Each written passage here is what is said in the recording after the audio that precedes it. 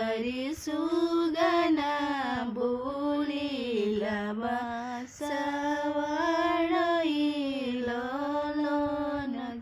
सुगना की बोली सुन के जागेलन कवन दुलहा साज पापा दलबरिया तैलन जी। अरे साज पापा दलबरिया तैलन। कैसे में साजी बचावा दलबरिया तिया। अरे रूसल बाड़न गोतिया दिया दैलन जी। अरे रूसल बाड़े गोतिया दिया दैलन जी। पहिले मनैया पापाया अपन गोतिया।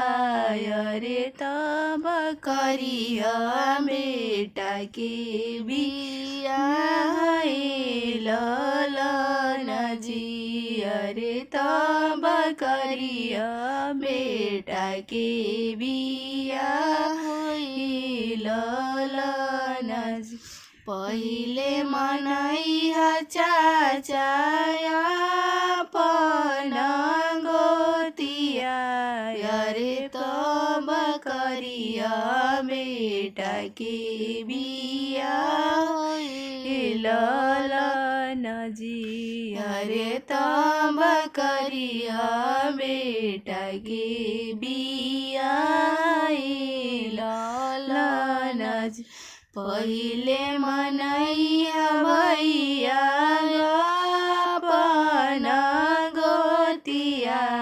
अरे तब करिया भैया के बियाह ललन जी। अरे तब करिया भैया के बियाह ललन जी। अमावा के डढ़िया पर बोले कोई लरिया। अरे सुगना बोलेला बासावाडैलन जी। अरे सुगना बोलेला बासावा